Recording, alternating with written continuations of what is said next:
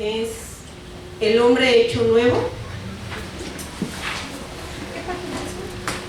Yo la tengo en la página 79, ustedes no sé.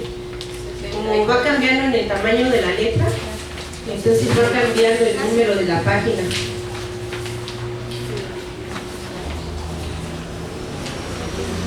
Y quiero comenzar dentro del tema con un versículo que el Señor me daba hoy en la mañana. Es Juan 15:12. Y dice: este es mi mandamiento, que os améis unos a otros como yo os he amado.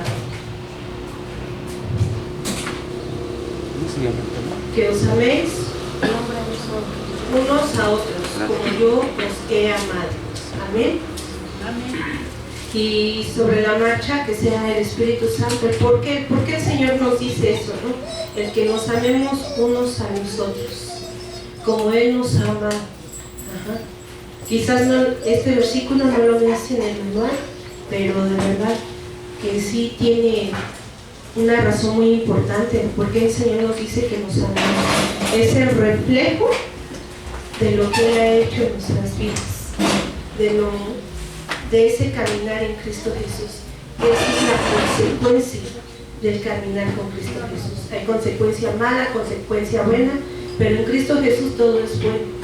Entonces, el amarnos unos a nosotros como Él nos ha amado a nosotros, no como nosotros le amamos a Él, sino como Él nos amó a nosotros. Amén. Nuestro manual comienza nuestra enseñanza de que al año y medio de la victoria de Fidel Castro, en Cuba había una expresión muy oída: la creación de un nuevo hombre. Según los patrones ideológicos del marxismo, la misma expresión se escuchaba luego en Nicaragua,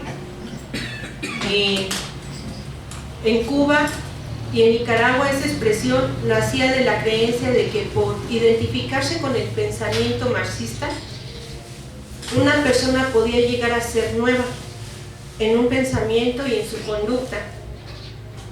Marx, Lenin, Castro, Ortega, todos estuvieron conscientes de que el hombre necesitaba ser cambiado.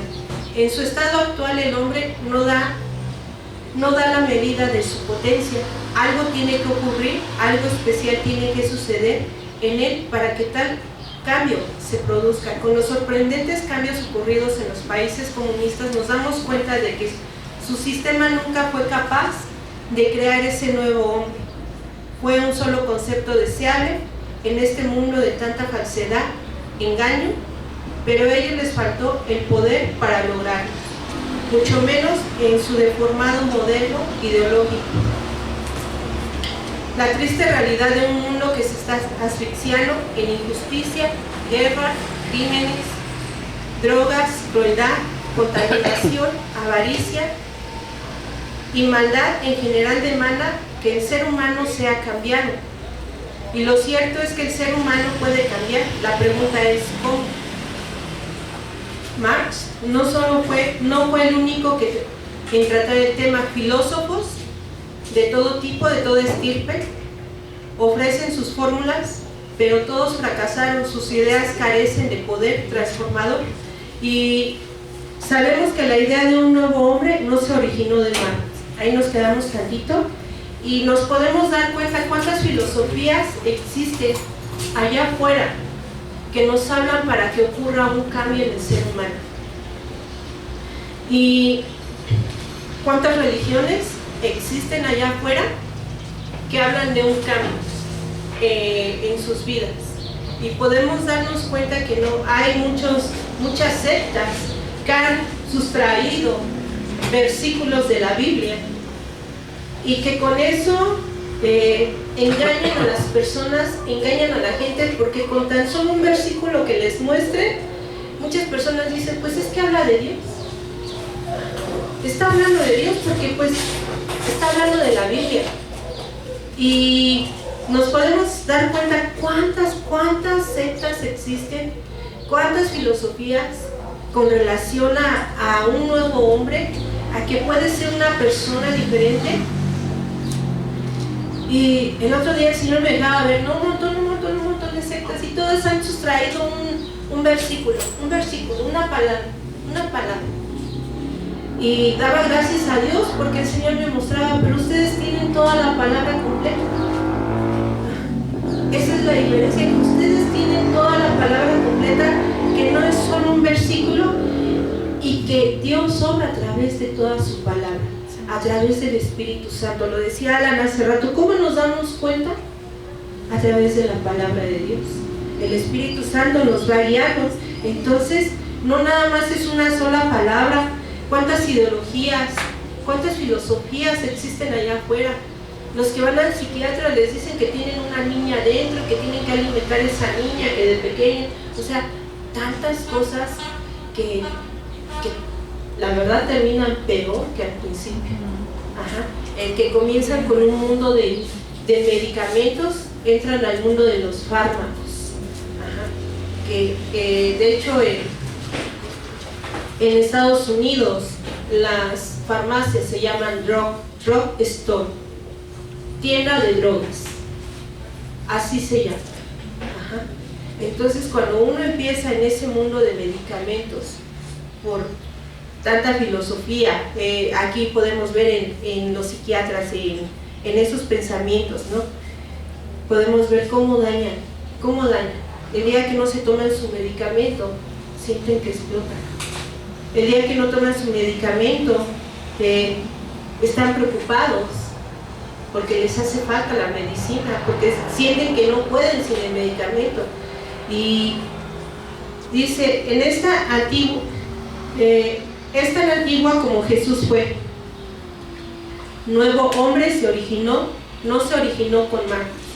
Es tan antigua como Jesús fue, él quien habló de un nuevo nacimiento, de que por el poder del Espíritu de Dios una persona podía cambiar para convertirse en una nueva criatura, en un hombre nuevo. Es de ese nuevo hombre que nos habla todo el Nuevo Testamento, pero como su fórmula es religiosa, la mayoría de las gentes la rechazan. Y sí, nosotros hablamos de un nuevo hombre, mira, deja que Dios obre en tu vida, que haga nuevas cosas en ti, que transforme tu vida. En el momento que tú les hablas de Jesucristo, en el momento que tú le empiezas a hablarles de Dios, ¿sabes qué? Ahí luego nos vemos, no quieren, prefieren regresar a sus medicinas.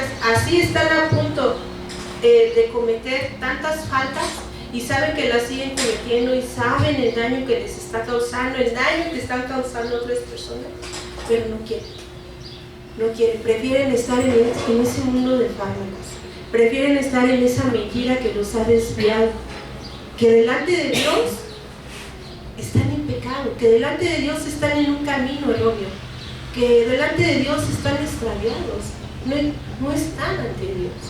Pero ¿qué es lo que los ha llevado a pensar que están en ese camino? La mentira, el engaño de Satanás. Es de ese nuevo hombre que nos habla todo el Nuevo Testamento, pero como su fórmula es religiosa, la mayoría de las gentes la rechazan. Además, no les apela el estilo de vida que demanda Cristo como resultado de ser nuevas criaturas. Y en cuanto escuchan, hermano, prepárese, hermano, comience su discipulado. No, pues no. Esa demanda que Dios nos da, que pone en nosotros, de prepararnos, de conocerle más. ¿Y cómo es que le conocemos más? Pues a través de la palabra, a través de la enseñanza es como vamos aprendiendo más. ¿Cómo es que nos vamos dando cuenta que Dios está transformando nuestras vidas? A través de las actitudes, a través de la paciencia, a través del tiempo que se le da a Dios, que le entregamos a Dios, que Él obre en nosotros. Porque hace ratito platicábamos, ¿no?, con relación a las clases en línea, que son una gran bendición, ¿sí? Y cómo es que te da tiempo para hacer muchas cosas en tu casa, pero también Dios trabaja en nosotros cuando podemos venir a nuestras clases y sentarnos y que sabes que te levantas temprano, te tienes que arreglar, que tienes que caminar, que tienes que juntar tal vez para tu pasaje, todo lo que conlleva a que tú vengas aquí. El que tú estés sentado, el que quizás haya momentos en el que te hagan en el baño y digas, aguántate tantito, viejita, ¿no? Aguántate tantito y sigues, ¿no? ¿Cómo es que Dios está transformando tu carácter? Ese nuevo hombre, esa nueva mujer, porque dice su palabra que en Cristo Jesús. Vamos a 2 de Corintios 5:17. ¿Quién me apoya con la lectura, por favor? 2 de Corintios 5:17. Amén. De modo que si alguno está en Cristo, nueva criatura es. Las cosas viejas pasaron, he aquí todas son hechas nuevas. Sí, amén. Y dice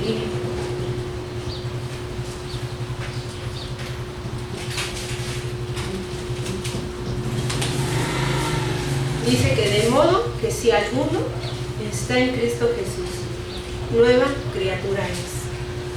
Eres nuevo, acabas de nacer. Amén, amén. Ajá. Dice que ahora eres una nueva criatura, que las cosas viejas pasaron y ahora todas son hechas nuevas. He aquí, todas hechas son nuevas. Y todo esto proviene de Dios, quien nos reconcilió consigo mismo por Cristo y nos dio el ministerio de la reconciliación. Amén. Primeramente nos reconcilió con Dios. Es lo que hizo Jesucristo, que nos reconcilió. Entonces empieza un nuevo caminar, una nueva persona, un cambio de persona. Cómo es que toda esa vana manera de vivir, todo lo que decía arriba, ¿no? Las envidias, la maldad, las guerras, todo el crimen viene a través de un pensamiento. Ajá. Viene de un pensamiento que baja al corazón y se lleva a cabo. Entonces, ¿cómo todo eso malo proviene? Pero ahora en Cristo Jesús nuevas criaturas somos. Las cosas viejas pasaron, todas son hechas nuevas. Ahora éramos bebés, ¿no? Recién nacidos. Y Dios, a través de la palabra de Dios, nos va transformando, va formando nuestro carácter, a través de la palabra que nos comparte cada pastor, a través de las prédicas, a través de estudiar la palabra, de ese tiempo de oración que pasamos a solas con Dios, cómo Dios está formando ahora una nueva mujer en Cristo Jesús. Ahora cómo es que Dios está transformando ese carácter que antes gritaba, que antes maldecía, que antes humillaba, ofendía. Ahora cómo Dios está haciendo nuevas todas las cosas en nosotros, son nuevas todas. Dice, hoy estudiaremos las implicaciones del nuevo hombre en Cristo. Contestaremos la pregunta, ¿cuál es la clave del cambio? Veremos que se encuentra en la muerte y en la resurrección de Jesucristo.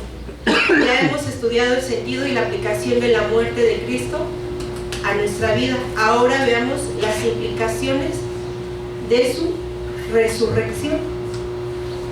Resurrección significa más que meramente dar vida a lo que está muerto.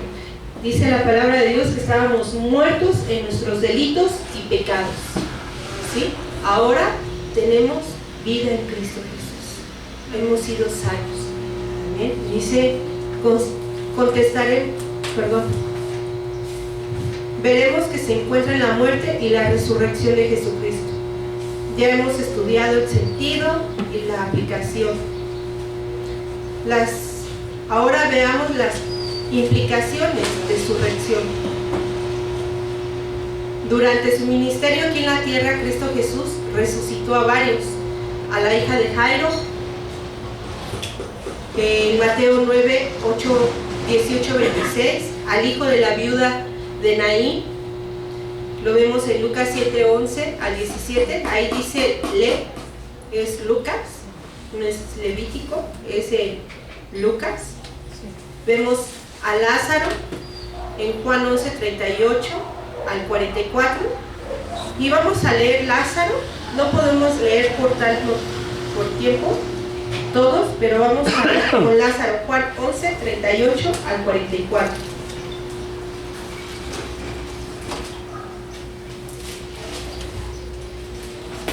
¿Quién me puede apoyar con la lectura, por favor? Amén. Jesús, profundamente conmovido otra vez, vino al sepulcro. Era una cueva y tenía una piedra puesta encima. Dijo Jesús: quitad la piedra. Marta, la hermana del que había muerto, le dijo: Señor, hiede ya, porque es de 4 días. Jesús le dijo: ¿no te he dicho que si crees, verás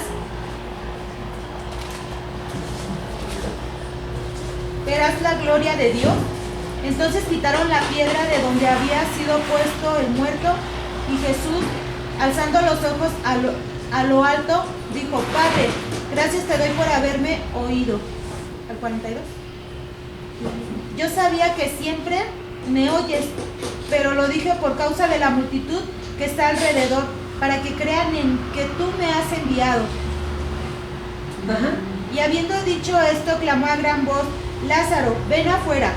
Y el que había muerto salió, atadas las manos y los pies con vendas, y el rostro envuelto en un sudario.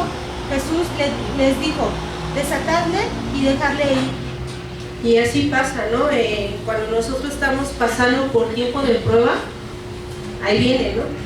¿Y qué nos dice el Señor? Créeme. Ahí nos confronta el Señor: ¿no has creído que yo te voy a sacar de esa circunstancia? Y nos confronta, ¿no? Porque decimos: ¿qué pasa? Nos queremos jalar los cabellos, queremos salir corriendo de ese lugar, queremos negarnos en ese momento, cuando hemos sido enseñados que debemos de enfrentar la circunstancia, porque no estamos solos, que Él prometió estar con nosotros todos los días de nuestra vida, que Él nos daría esa sabiduría para seguir adelante, que debemos de buscar la sabiduría de Dios para ahora ser guiados por el Espíritu Santo a tomar esas decisiones, a tomar la decisión correcta, la salida correcta. Entonces, ¿qué le dijo? No te he dicho que si crees verás la gloria de Dios. Y no nada más se refiere a la circunstancia que te está resolviendo en ese momento el Señor, que nos está dando una salida, sino algo mayor nos espera, la gloria de Dios. Pero a veces, por esa falta de fe, porque es falta de fe cuando la fe mengua, nos ha dicho el Señor, ¿no? Una fe así como la medida, como una semilla de mostaza, si tuvieras fe, ¿no? Entonces, cuando tenemos esa fe, sabemos que las cosas que estamos viviendo tienen un propósito, que eso nos va a pulir, que eso nos va a transformar. Sí, el crecer duele, pero cuando te comes un pepinito con picante, ¿acaso no arde la lengua? Pero ¿qué tal lo disfrutas? ¿No? Hasta quieres más, a los que les gusta el picante, ¿no? Y la palabra de Dios, el caminar en Cristo, el vivir nuestras pruebas duele, el crecer, el madurar duele. ¿Por qué? Porque hay roce. Quisiéramos que, como nos enseña el Señor, ¿no?, permanezcan en amor, que permaneciéramos en amor, y pensamos que amor nada más va a ser abrazos y sí, no. El amor se refleja cuando perdonamos, cuando nos reconciliamos. Hay tantas formas de expresar ese amor, pero en este momento estábamos viendo cómo el Señor le decía entonces a Marta, ¿no? No te he dicho, si crees, verás la gloria de Dios. Cuando tratamos el tema de resurrección a vida eterna, hablamos de una cosa, de un evento singular, especial, que vendrá cuando Jesucristo regrese por segunda vez. Es a este concepto de vida eterna, de un cielo, a lo que muchos se oponen. El tema del cielo no es del agrado del hombre moderno. Este insistente en crear un paraíso para esta vida presente y negar toda idea de una existencia después de la muerte. Y podemos hablar de muchas personas, ¿no? Que algunos dicen que no hay vida después de la muerte, ¿no? Que muchos se dejan ir por ese pensamiento, ¿no? Pues disfrutemos ahorita, ¿no? Porque no sé qué va a ser más adelante, entonces ahorita bebamos, ¿no? Bebamos y gocémonos y disfrutémonos, porque pues se queda el pensamiento de que pues me voy a morir, me van a comer los gusanos y hasta ahí fue. ¿Y no? ¿Qué es lo que lleva a eso? El desconocimiento de la palabra. El no conocer la palabra de Dios, el no tener una comunión con Cristo Jesús, es lo que lleva a tener ese pensamiento. Que pues hasta ahí quedó, y muchos hasta tienen temor de morir. Tienen temor de entregar un día el armamento del cuerpo, ¿no? Porque no saben lo que les espera, porque no hay conocimiento de la palabra de Dios. Pero ¿qué pasa cuando le hemos creído lo que Dios nos ha hablado a través de su palabra? No hay temor. Aceptamos la voluntad de Dios cuando nuestros parientes, cuando nuestras familias parten, la aceptamos con tranquilidad, porque sabemos a dónde están, porque está esa confianza, porque sabemos que están con Cristo, que Dios en su gracia y en su misericordia obra. Esa esperanza, esa fe que yo no sé, Señor, pero yo sé que así sea el último segundo de su vida, tú vas a obrar. Y de verdad que Dios lo hace. Entonces, ¿cómo es la diferencia en Cristo Jesús? Cuando somos nuevas criaturas, hay fe, hay esperanza, hay confianza. Hace poco en un programa de televisión fueron entrevistados varios individuos que tuvieron una experiencia al borde de la muerte y mostraron la asombrosa semejanza entre experiencias. Todos tuvieron una luz brillante, todos pasaron por un tipo de túnel hermoso, y al otro lado sintieron una gran paz y sensación de tranquilidad. Y en algunos casos vieron a parientes que les llamaban y otros a Jesús.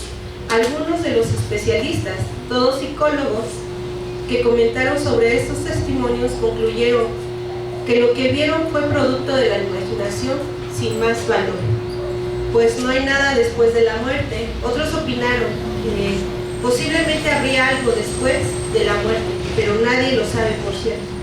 Fue interesante ver que ninguno de los que dieron testimonio pretendieron ser religiosos.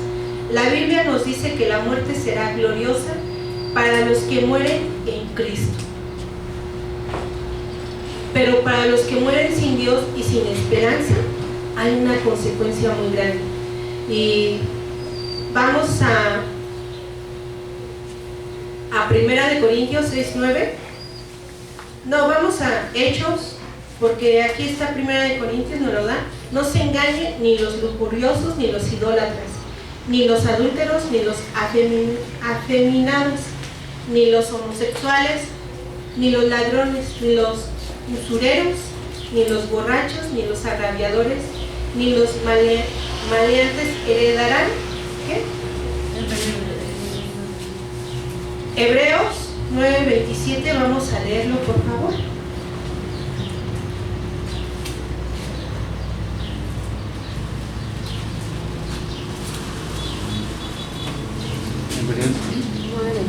Amén.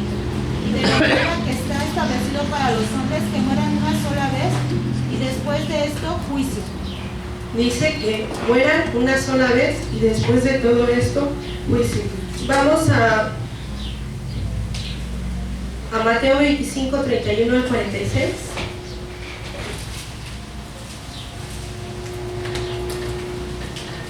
Mateo 25.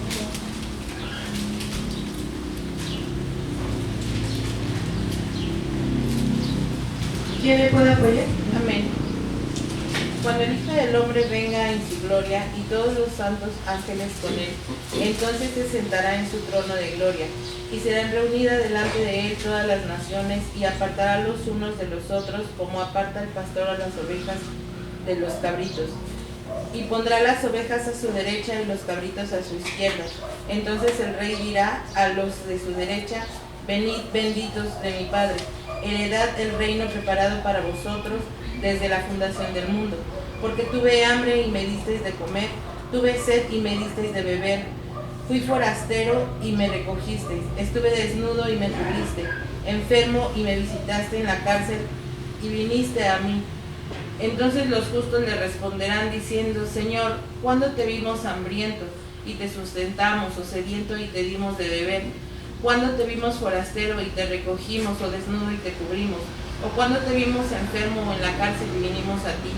Respondiendo el rey les dirá: de cierto os digo que en cuanto lo hiciste a uno de estos mis hermanos más pequeños, a mí me lo hiciste. Entonces dirán también a los de la izquierda: apartados de mí, malditos, al fuego eterno, preparado para el diablo y sus ángeles. Porque tuve hambre y no me disteis de comer, tuve sed y no me disteis de beber, fui forastero y no me recogiste, estuve desnudo y no me cubriste, enfermo y en la cárcel y no me visitaste. Entonces también ellos le responderán diciendo: Señor, ¿cuándo te vimos hambriento, sediento, forastero, desnudo, enfermo o en la cárcel y no te servimos? Entonces le responderá diciendo: de cierto os digo que en cuanto no lo hiciste a uno de estos pequeños, tampoco a mí lo hiciste. Y irán estos al castigo eterno y los justos a la vida eterna. Y podemos ver, ¿no?, cómo nos está hablando de un futuro, una vez que hayamos entregado el cuerpo, que el cuerpo vuelva al polvo. Y aquí nos dice: e irán estos al castigo eterno y los justos a la vida eterna. Solamente hay dos caminos: al castigo eterno o a la vida eterna en Cristo Jesús. Entonces, imagínate qué gran bendición que lleguemos ante la presencia de Dios y nos diga: pásate para acá, Moni, Dulce, y que por nuestros nombres nos vaya llamando, porque también que nos vaya pasando al camino, a esa vida eterna que hemos comenzado desde el momento que hemos creído en Cristo Jesús, que no nos está diciendo que hasta que lleguemos allá y creamos, no, que hemos comenzado aquí a través del caminar en Cristo Jesús, desde el momento que hemos creído que Él murió por nosotros y que Él resucitó al tercer día. Vamos más adelante, dice: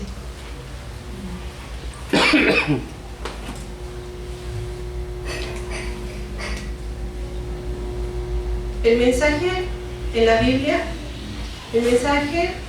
del Antiguo y Nuevo Testamento es que hay vida después de la muerte, hay un destino eterno para el hombre. El estudio de la antropología que ignore este tema está incompleto. Así pues, en estos dos últimos capítulos presentaremos los argumentos bíblicos acerca del futuro del ser humano. Consideraremos la relación de nuestra resurrección con el vivir cotidiano. Entonces es a lo que hace ratito les decía, ¿no? O sea, no necesitamos llegar al cielo para poder comenzar esa vida eterna, sino en nuestro diario vivir, en nuestro caminar, en nuestra conducta de cada día.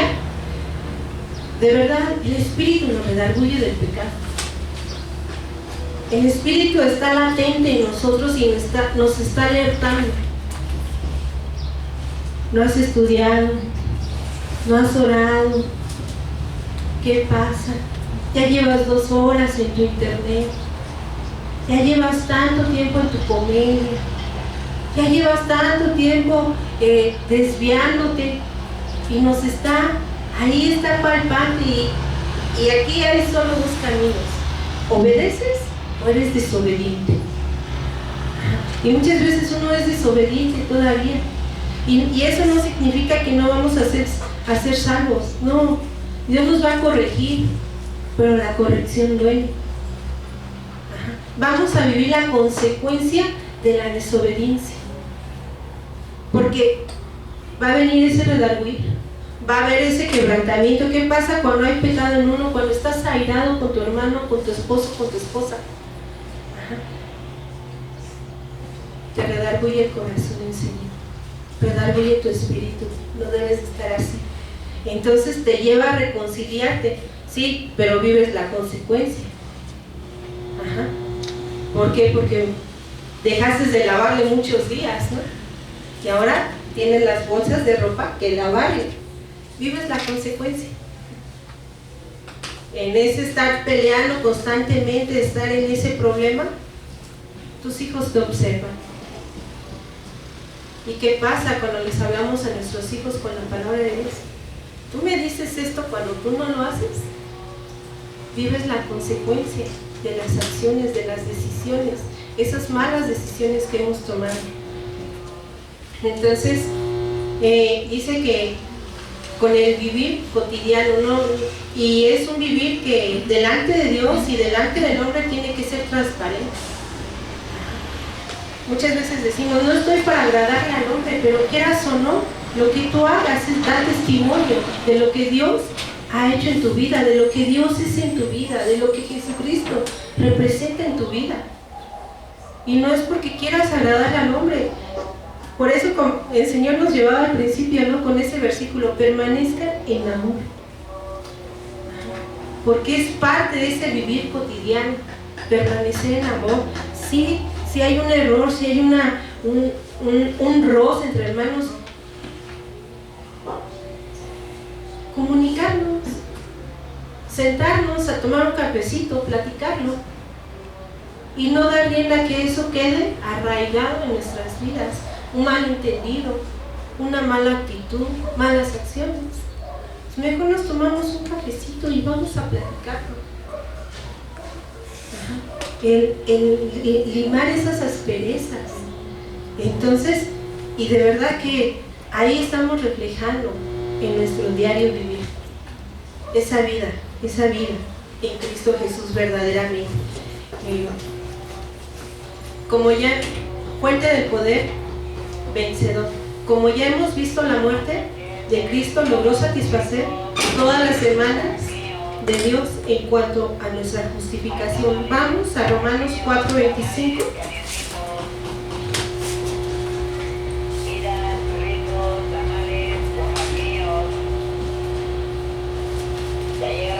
Ricos y deliciosos tamales oaxaqueños.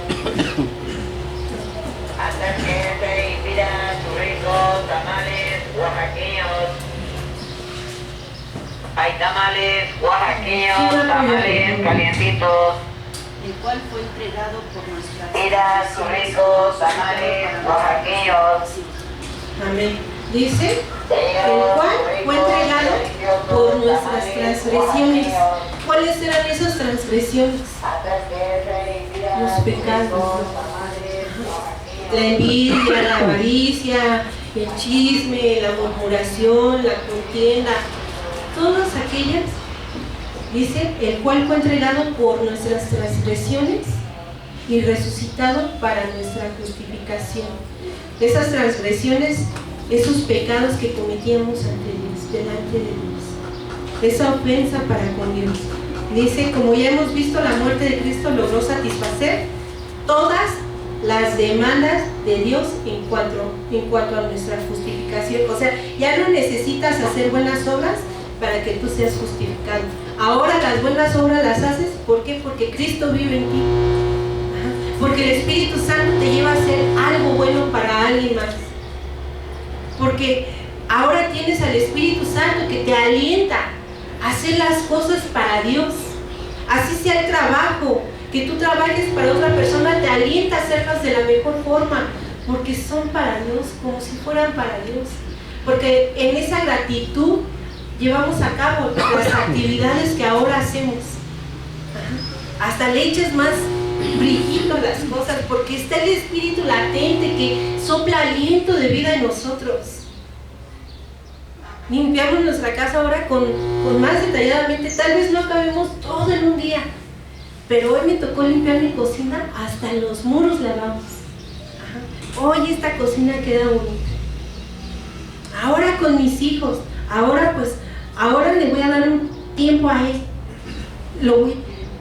le voy a hacer su comida que le agrada. Tal vez no haya mucho, pero se la voy a dar con ese amor. Voy a servirle ahora yo a ella. Ajá. ¿Por qué? Porque está latente el Espíritu de Dios en mí, que me lleva a hacer buenas cosas, pero no para que yo sea salvo, sino porque es la presencia de Dios en nuestras vidas, así como Dios quiere lo mejor para nosotros. Ajá. Ahora veremos que en la resurrección de Jesús está la fuente única para ser personas nuevas de seres imperfectos, que es 2 Corintios 5:17, que ya lo leímos. ¿Quién me lo puede decir sin leer? De modo que si alguno está en Cristo, nueva criatura es, las cosas viejas pasaron, he aquí todo fue hecho nuevo. Ajá. He aquí, no he allá, no, he aquí, todas son hechas nuevas.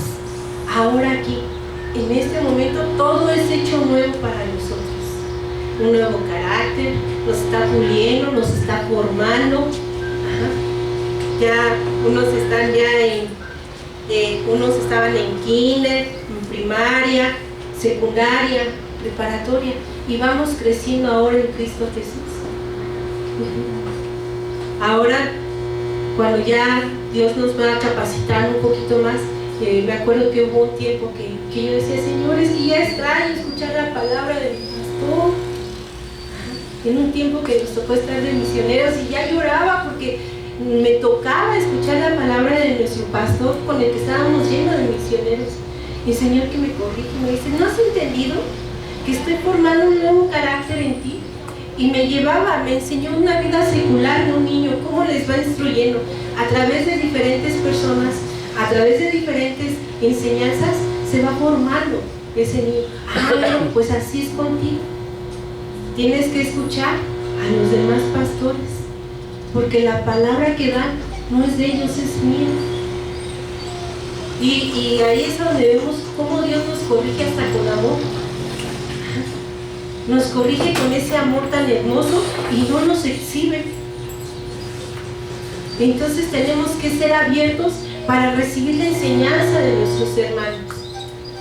A veces nos cerramos, y porque no es mi pastor no recibo la enseñanza, no recibo, se levanta una barrera para recibir esa enseñanza.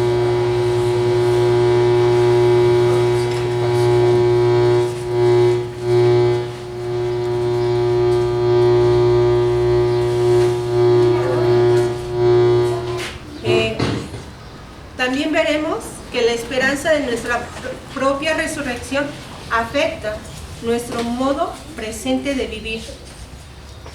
Vamos a Gálatas 2:20.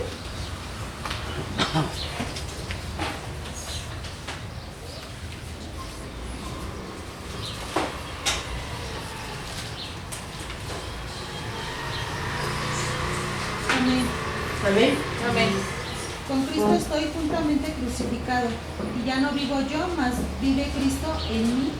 Y lo que ahora vivo en la carne, lo vivo en la fe del Hijo de Dios, el cual me amó y se entregó a sí mismo por mí. Amén.